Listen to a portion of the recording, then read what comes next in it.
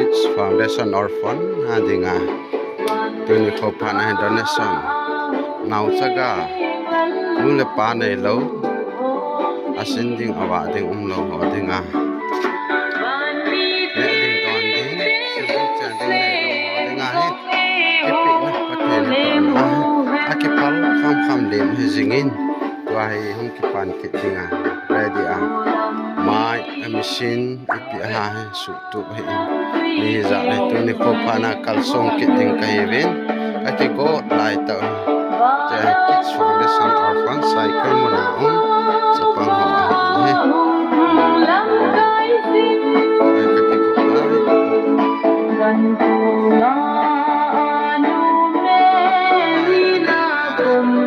Kids Foundation Orphan for pang thang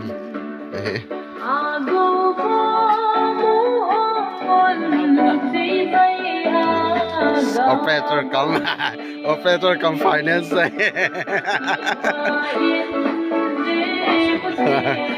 mai ore no he ka phe ma he injong kho ma ja la zo ti ngam he mai ma fan chapang ho hi we ngai lo set ta ma ho to na hong pang ho he koi ne de lo kai ne ding tang ki pi tha hi we ma ho he ta la le ji he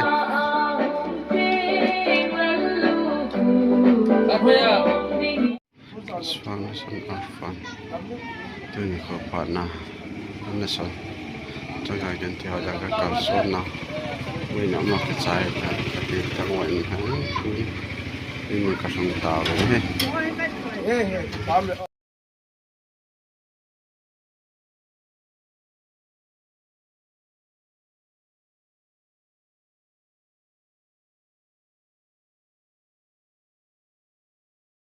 lei wang kha pi do be ja jaga gen theo angai lo kho sa dan chu pa wal singi tam sor han pachen ni pathai bo han pachen ni malama poison han na sor na jaga gen the che ngai lo ja le ama jong ni kham pathenin pathai bo to hi bele wang su tong pen la sa mo in he sa in chung da na mo nei thei ga sunga satang thang ki chu chu la ke bang ka kon asai na wa ke ri bo be kai ngai sa ya la ji ko chu ba bu Saja hingga ingin saja hingga lau. Patun jala nuhun wai saja. Tauna nuhun pungsi. Sohon bau patun ketau lau sangin pun nuhun tauna nuhun komsungin lau. Tauna ini kesemul pun punya silkajan hu. Ini kesemul patun opu pun. Kalau nama patun salga pun. Mula sa sohon Tuhan lau. Sumapa mukuna laicap ni sesekali ni. Oh, tusala tanggo na sumbo mo hin. Saya ni na hin. Atas na satu nangay butlaw. Abing sila mimo pen. Sa sehun kuhu. Nangay butlaw. At nasungo na tulangin. Pati na ko sana. Naho zala. Butuba na isol lahin ba. Wanda tu patun zala. Ang padalo. Ang padalo ta. Iwaku na siya ng kasansya. Pagkini buhan lang. Sumatayin nilungi sa akin lang. Kung hatin ng pagkini ganun sa suhi. Kids Foundation Orphan adinga. Cycle. Sang he. Kasi nawa ta NG Pino. Kusung bang. Ho ino atapi the jeng. Alo pi dan su ting sang adinga. Ho incha lo pi na long alin mong ni. Siwang kul ho lang hi dan he kul ho wa pho di dan he ma hu ma chal jeng tin Kids Foundation Orphan jaga gen the ho wa ding nei lo he no he party ding nei lo ho ding a he ni ko pa na he uncle sunga kho do a de la ngai cha chile chen ne ding don ding ho la wa le ke be Tên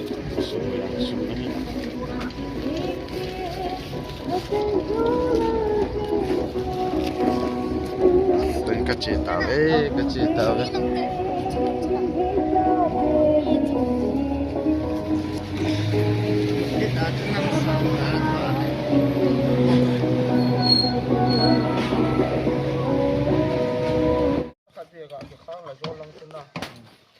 Tuan gari kaki sain kabui cengalin kahongai lai tak. Besi hiu ha. Jangan kelau lah.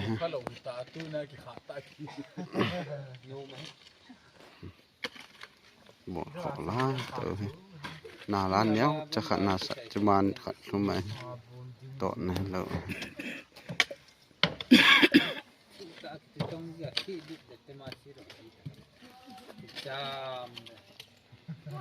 Em lepo hemah.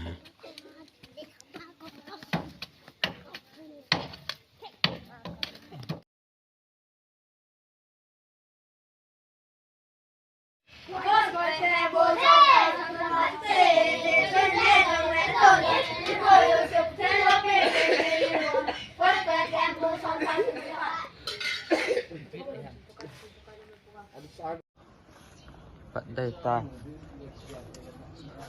khoảng 6 ปีcác cái gông xài vĩnh tại gì để bầu vạ đây ta ôi pu linh cá phà nó tha nôm nam tôi đi hiện cao su này cao su lọ để cái hệ biến sẽ có hòn trinh là tàu nó đi cao su nó chỉ có em đâu cũng phải Sapang hoa ding dia nazara ta hi gan thai thum lo nga lo thai cha lo thai ki pon he ja chu ke pam tan sa tu man khat lang free nei pi bin za kong kar sun de wa hin jing lang la kong ki le deu da nei tai ha ne wo han ne de bui ngol kit de nè vậy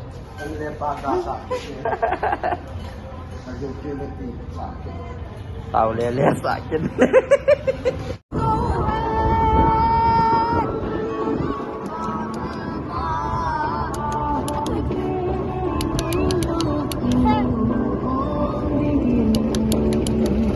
Mr. Sangku nona sa nam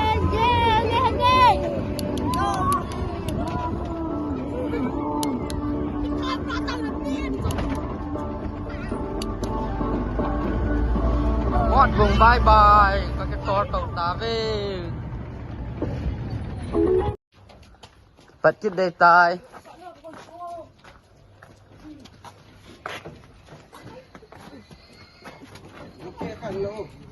Ina say no mama các cái bật cái vậy tần bật trên nông sen nè tu này kia bật trên đầm này bị vào in sàn nhà con này ta cặp hiện đại văn pa hiện ôn luôn hiện sát thì họ muốn là ba này là họ tiếng Anh cho hệ用lâuการส่งโลที่กันกูวินแต่เนี่ยสร้างอาหารจอพจนตาวนั่นนี่ก่อนจริงๆนะก็จะป่าวิการส่งที่แบบนี้แต่ทีนี้ที่จะนั่งให้ subscribe บอลเลยป่ะให้ดูไป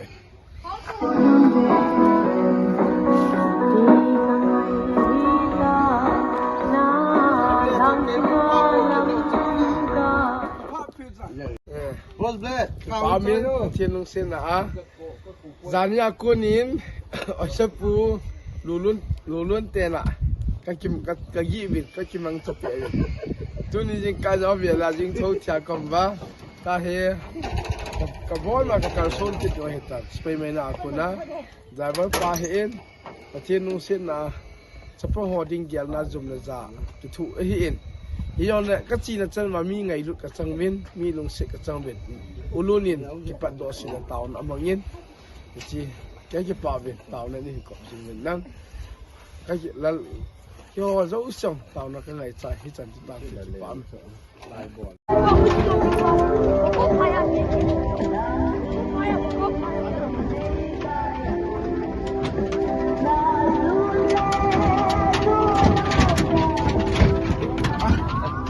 so cắt chân cái vòng như thế này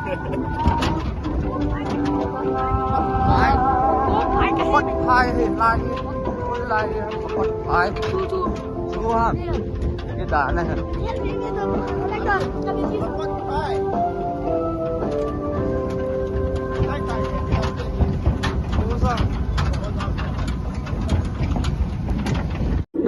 hitam dunia he kata go ti a azut na ding mun a hol bo nga yon zong nau ta te ka hi wit le pan pina ka lai sa wit hi tu din ke si po te le man ta ta he te ka te ni le ding ta go wa mi pa ka ya ka ma mu do so su ha pa de pa ka ya dinga te ka te ni ka tu la go bu ko ki ta do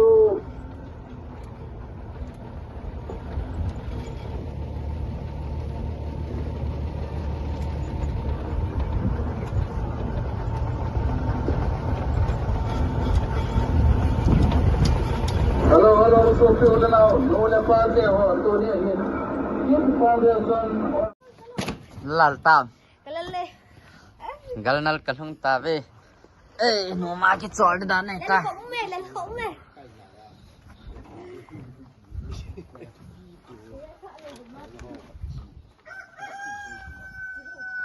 Galnal hau in no ma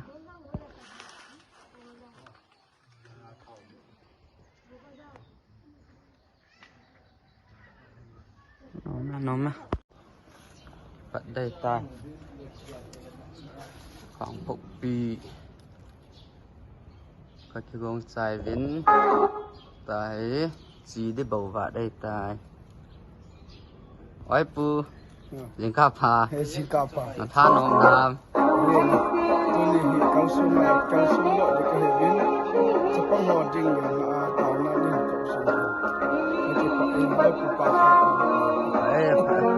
Sapang hoa ding dia nazara ta hi gan thai thum lawa na lo thai cha lo thai ki pon he ja chu ke pam tan sat man khat lang free nei pi bin cha kong kar sun de wa hin jing lang la kong ki le deu dan nei tai aman tamin to nya he chi o ki za hi o giu se lo ma lai lut na nei puma no han zo ni sa ha na ni o gan thai puma get puma ni lam to wa ni lai lut na ho a ki dangin o na chu min ki pa thu sai do lo ko sai paka yin phatte na go hanam paka yin na kal so na lama mal so na te hana na to na lang do sa paka sai na ding nei lo te nong ngam na ding nei lo te nong gel sai na ding nei lo te eno hepa gagil kele kadan sa ti na ding om lo san ken dong le pon silum ding om lo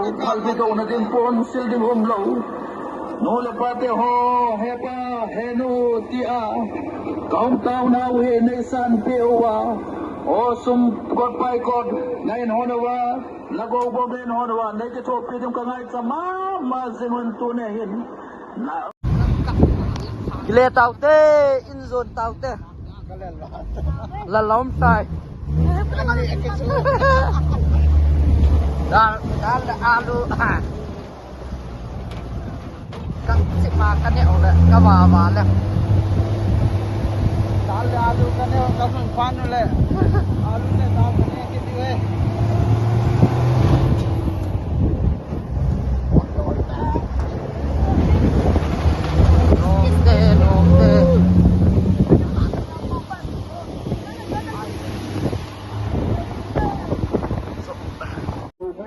và quật khai lỡ và quật khai tuy là có là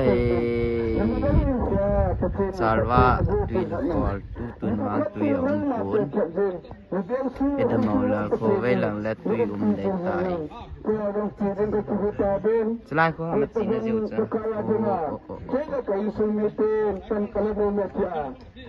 no me san thôi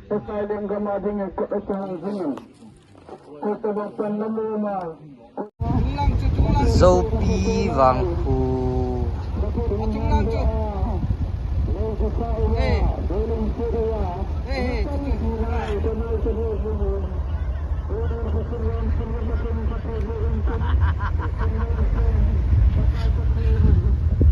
Jumpa tu. Kacu.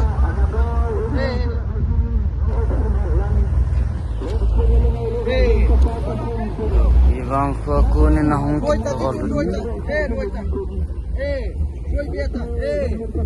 Gem thẹn thai. Nanong sunanay sa nangulang naho naumnamon ko zol when tulunin kusuya kusuya kahumulot lungsot taon kusuya solowa lungsot Nanaw.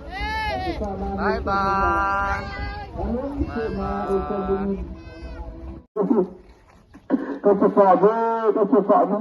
Hindi ko ba pagkabo sa ito hindi ito pagkawa mo pagkabo mo ba bago na gitan saan at anong tumayo pagkabo ay po na medium sa ilaw na nang na isang may kailusong po ba nga diyan iman kami kasi kaya din yung tuwa tukong tuwa Saka siya din yung talay ka po siya. Anong kukan ho din yung kwalot sa ato kasi po dali yung iso nila pato ho na ho Pilipina na tao na banda na kitopina ko ngay sa rin. Ang hilang ito na ho hat na ho panhat na zala. Anuwa pa amlo to saka po hunkohi. Saka siya ni sa akin man takay lang gamading yung talangit siya. Tujing ading atatenin. इनको था ऐसी हुई तब न ऐसी हुई नि हम था हो गए सुबह न ताऊ ना हो सगते दिना हुई इन ताऊ जिंदगी इन मिन भी जिंदगी किताबों इन दोन गाड़ी को चुनजंग ले इन लंते जुंगा लंती आ लंग पकाइलें गम न तो न सुवा पकाइलें गम आदि न तो हो पकाइ तो Anda jam siap tu. नानी सिसाल के नानी होतो वही Pakain gama dina ito sagate ho Ethiopia ang panyaw sa pakain patay na buhan lang pakain patunin at sa kankanation ho ading na pidoin ay sama bagay na po pakain na sa atin ading ayun masain lawahin punin pakain ng gamanaw nune pa o kum lagay na lagay yung tate ho Sopi ulanaw ke ho masapenin pakai minin zana legay lo na salam pakai jesu min kay ni we duniahin kin foundation orphan home ti adiga na kutunaw kanay sa mama zenovin na kubon na namuno hin zolo in kutole puso ni kahomovin na tay kamo kamo pakai mina na ikitopiwa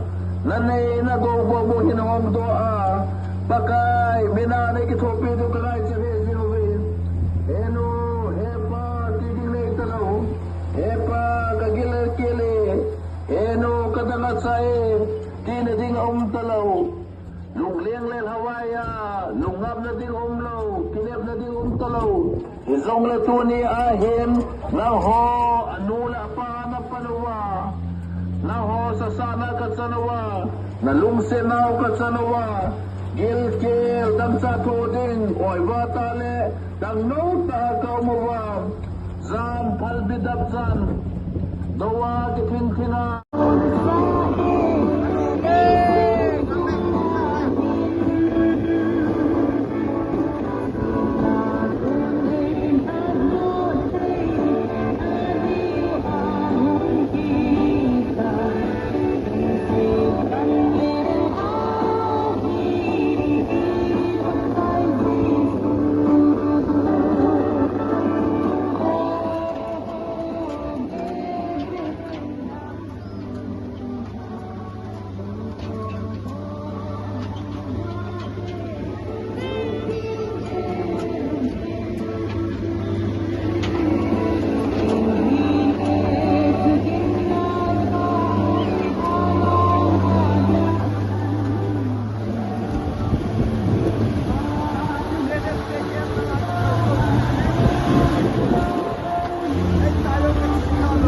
Bây lại ngày lúc này ra lại cắt chiều thì viên đây cái phà viên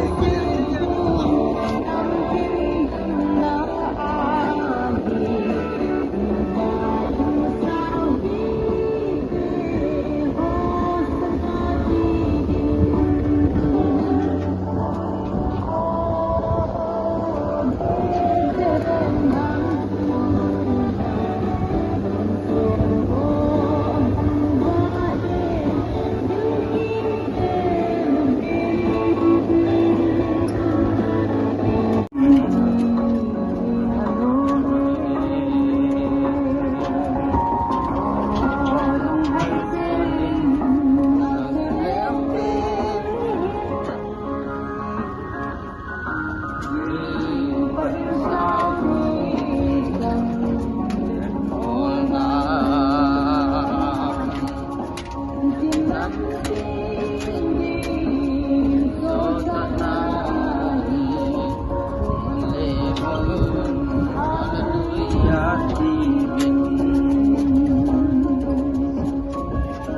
no, ulang lampi sa ilong. Ilaw na.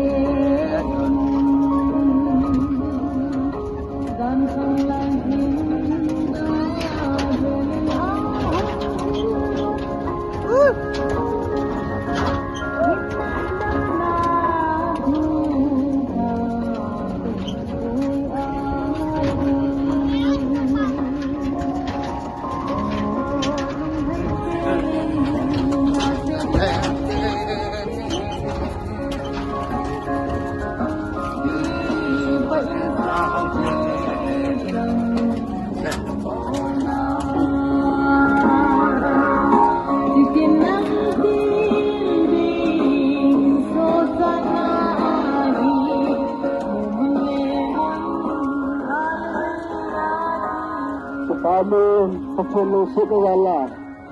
Tulog ang patulong, sanpatan ha itiwa, masapurin patulong sa manay, lokot, ay pumipito hain, may napato hain. Naang suwa, tuhosong, pusuya kahangkal surin, laho kitupila, laho kantina kangay sabin, kung pagkailang ganato na bunga, kung makaisang mutunzang. Ito ba nga patunin, damnapan ha ito.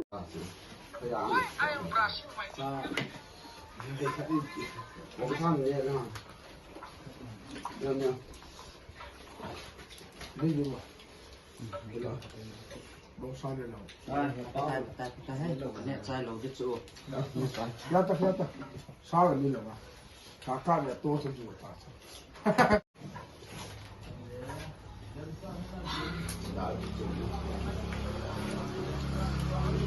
Benda dia kakak ni. Kakak apa ni tu? Kamu ni terlalu.